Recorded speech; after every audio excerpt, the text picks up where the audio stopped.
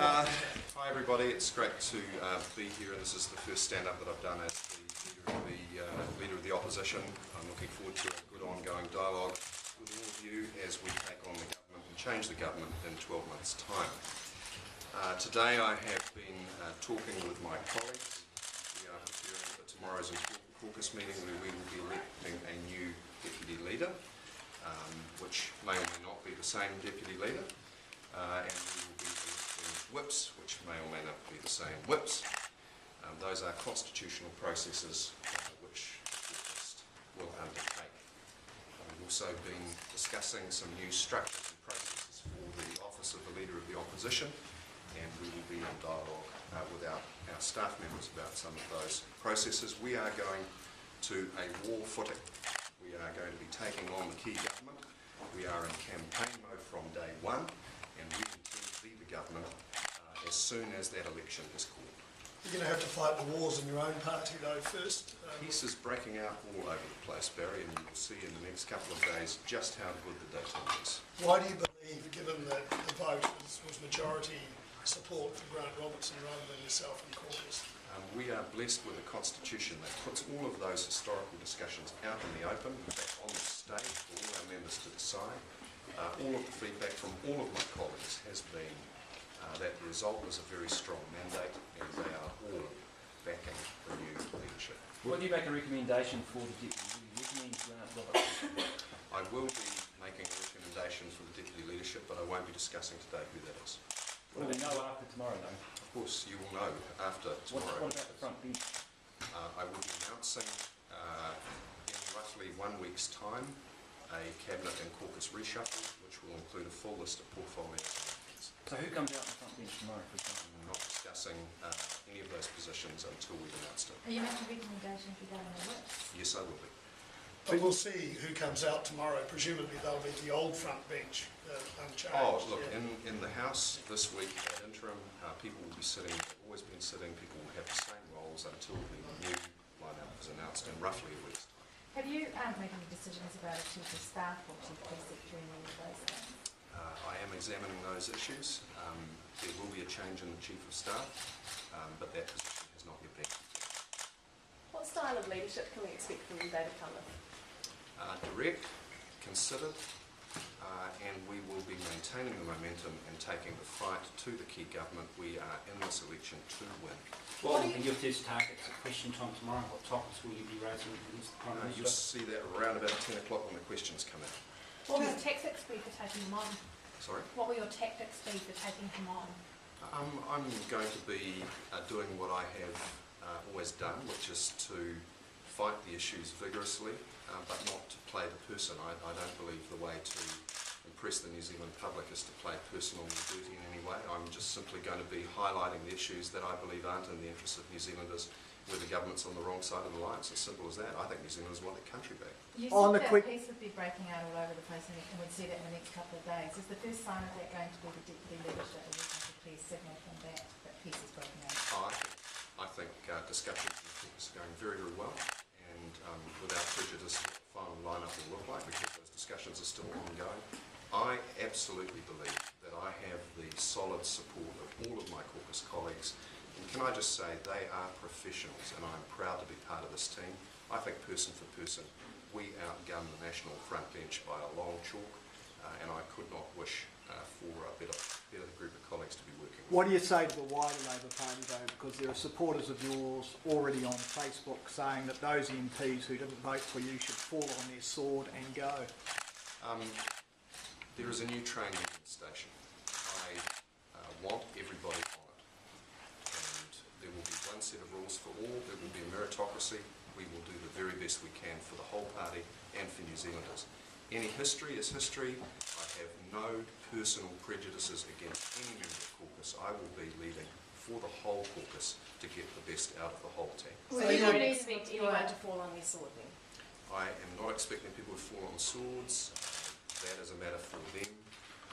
What I do expect is that people are on the train when they are obeying by a set of rules that will ensure we become a government. Have you heard that anyone will be designing it? No, I haven't. Will you be rewarding loyalty then? No, I don't believe it's my job to show favouritism based on who's friends with whom. What I can undertake to the country is that we will be putting our best foot forward, that we'll be putting people in roles that they're passionate about, that we'll be putting our heaviest hitting team up front, and we will do what's best for the whole Labour movement and the country. We intend to be the government in 12 months' time. We're going to be putting people in shadow ministerial portfolios where they will excel. Are you a better man today than you were after the last leadership challenge? Well, I guess we will let the country decide. Oh no, how do you feel? Oh, I feel I've learned a lot over the last year or two, and sometimes those lessons aren't easy. As I've said on our hustings, I've listened a lot more to some colleagues, and I think I've learned a few lessons. I'm taking a step up though. This is a new job, it's a new role. Everybody knows it's not an easy job, and I'm going to continue to learn. No doubt I'll make mistakes. Let's front that right at the start, but it won't be for lack of trying, and when I do, I'll try and address them honestly. Are you going to be like Helen Clark, embrace your enemies? Because your enemies were pretty public prior to this. Yes, I will. So you will embrace people Yes, that I will. oppose you? Yes, I will. What do you think of John Key's leadership over the last 5 years? I think it sucks. I think it's time to change it. Well, you've been asking all of your MPs in meetings with them, I presume that will happen this week, if they are able to support you and give you their 100% loyalty. I'm planning to meet individually with every member of our caucus over the next week, and I will be testing with them whether they're on board for the new project, and if they're not, that's up to them, but I expect that that will work. Who are the enemies that you'll be embracing? Sorry? Who are the enemies that you'll be embracing? Oh, I'm not, it wasn't my word, my recent word. I'll be embracing the whole caucus because we are all on the same team. It will be a high-performing team, and it's here to serve New Zealand. Have you put any calls into or spoken to the Greens leadership yet? I've received messages of goodwill and support from the leaders of a number of parties. I'll be meeting, I hope in the reasonably near future, with Winston Peters and with the leadership of the Green Party, and I look forward to meeting with other party leaders as we go forward. How will you agree make your with mark Shane in the Jones? House in terms of how will you make your mark in the House in terms of being the leader of the opposition? Because obviously National have been saying that that's being Russell Norman of late. Labour is the lead party of opposition. As of yesterday, I am the leader of the opposition, and I will be leading the opposition fight against the government. My job for the Labour Party is to maximise the Labour vote, and I make no apologies for that. I have a high degree of respect for Russell Norman, Maturia Ture and Winston Peters, and I look forward to us all taking on the key government for the sake of New Zealanders. Shane Jones said yesterday that any MPs in the caucus that couldn't accept the transition, it was time for them to leave politics. Do you share that view? I wouldn't be quite so blunt, but as I say, there's a new train leaving the station. I want everybody on it. It's up to them. If they don't wish to be on it, there's an honourable and dignified way of dealing with that. Do you think it's ironic, isn't it, because you weren't quite on the train the last time? Oh, I don't agree with that, Brent. No, I would firmly rebut that. I have never left on our caucus, and I have been loyal to all our leaders. Do you concede that it's good? The high standard of performance from the MPs and they've delivered in the past year? We will be having expectations and accountabilities. We do need to be a high-performing team. I believe the raw material in the Labour caucus is excellent. I think we can improve our processes, structures and systems. We're going to do more teaming of MPs around issue clusters. We're going to ensure that the leaders' office staff are working more closely with our backbench. And we are going to be a really dynamic team. Do you think it would be, or do you concede that it would be good for Unity to keep Grant in the current job? I can see different ways that could appeal, and it would depend in part upon his preferences, but you will know by tomorrow what the outcome of those discussions is. When are we going to see the first David Cunliffe policy? You've seen on the campaign trail a number of commitments. You've been there, Michael, as we've talked about our commitment to industrial relations law, to raising the minimum wage, to piloting the living wage, starting with the state sector. And those commitments are good. You don't say one thing on the hustings and another thing when you get the job. We'll be implementing those commitments in a fiscally responsible way with good quality policy rollout. And I do say this, that the 2014 election campaign has already started, that we will be maintaining the momentum and we will be taking the fight to the government. They are on notice that their easy days are over. Do you think your strength as opposition leader will be your economic credentials and your economic knowledge? So I've had business experience outside Parliament before I was in politics. I'm totally comfortable in the boardroom, and I had a pretty good time in the smoker room. So that's a problem the government's going to have to deal with. What do you John, see? John Key's had a strength around that because of his background. I mean, Sure. you're happy that you'll be able to challenge him. What I would expect is that you'll see an absolutely solid and strong Labour economic team taking the economic fight to the government. What do you see We'll be as- putting enormous resources into that area. Do you like John Key? As a person, yes, I do actually. I think he has many interesting attributes, and we were backbenchers together in West Auckland before he became Prime Minister. That means that I'm not fazed by John Key. I believe I have his number, and I believe he knows I do. Just on those campaign promises, one of them you hinted at was buying back state assets. Are you prepared to commit to that? Let me be very careful here, Michael. I have not committed to buy back state assets. What I said is that we will govern in the interests of all New Zealanders, and we reserve the right to all policy options to do so. Now, in previous government, we had a situation where Air New Zealand was in crisis, the previous Labour government, and we brought a lot of it back. We had Transrail in great difficulty, and we decided it was better that that became a state asset. We are simply saying that we are going to be governing in the national interest for the sake of all Can I New just Zealanders. ask you about our challenge then, and that's the America's Cup Challenge? Sure. If New Zealand wins, would Labour commit to funding a challenge next time round? Certainly commit to due diligence on that matter. I think most New Zealanders are very excited about the Cup. I think there's a strong economic case for bringing the Cup to New Zealand, and I'd be a pretty passionate supporter of that. That doesn't mean a blank chequebook, and we need to look very carefully at what the numbers say and exactly how much that would cost us as taxpayers' money. The last Labour government funded, I think, about 40 million. Do you see that as a reasonable? Look, I haven't been briefed in detail on that, and this will be something that, as we work together, you will see. If I'm not in a position to give you a definitive answer, I'm just going to say so. I haven't had a detailed briefing on that. What about the Trans-Pacific Partnership? Do you support that being signed?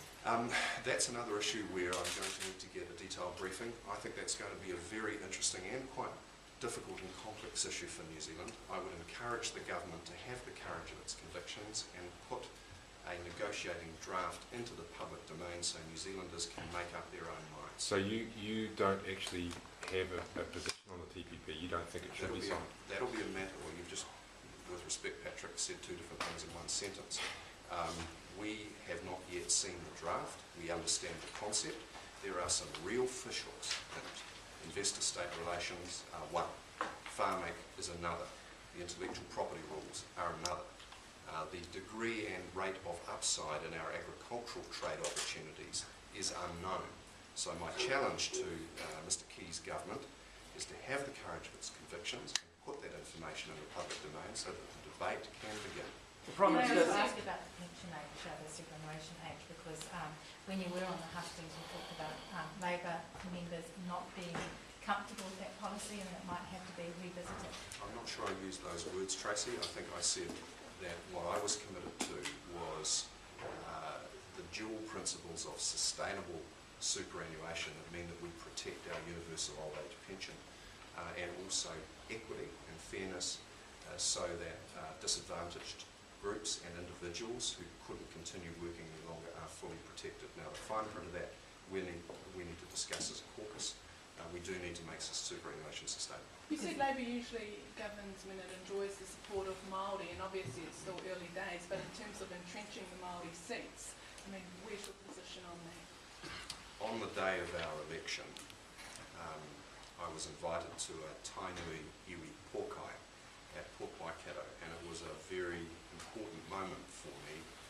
My colleague Nanaia Mahuta's tupuna, the original Mahuta, who became a member of the Legislative Council, was invited there by my tupuna, Mr Seddon, and that was the 100th anniversary. So it was a very special moment to renew those bonds and to recommit myself to the treaty partnership. I absolutely believe the treaty partnership is fundamental to our identity as New Zealand and something that all New Zealanders ought to be proud of. It is something that sets New Zealand apart, frankly, from every other country that suffered Anglo conquest.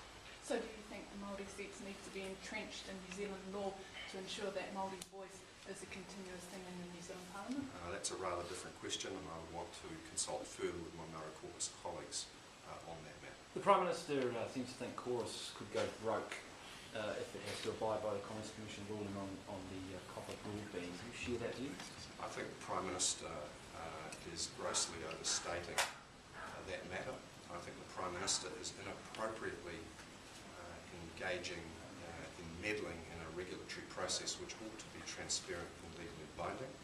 And I note that there are issues arising out of that which have yet to play out. And that's all I'll be saying today on that matter. Do you think it's appropriate for Mr Joyce to get out there and start talking to leading telecommunications companies and other stakeholders in this area to try and tell them, successfully as it turns out, not to be part of this coalition against... Isn't it interesting the arm twisting that has gone on around that? And one wonders why this government is so intent on doing a deal for one telecommunications company, not only at the expense of others, but at the significant expense of the New Zealand public. So would you have the Commerce Commission's decisions legally binding? The normal process around that is for the Commerce Commission to issue an interim report, to seek feedback, to refine its analysis, and to issue a final report. If it is a major matter, that normally goes to Cabinet, and Cabinet has the right to accept or decline at that point. If it doesn't agree, then there is the potential for the Commission to amend its recommendations. That is the proper legal process. Reaching into it and doing a shabby deal with one company is more of the same for the national government, but it is quite wrong. And that is where I would like to leave it for today. Thank you very much. Are you going to do this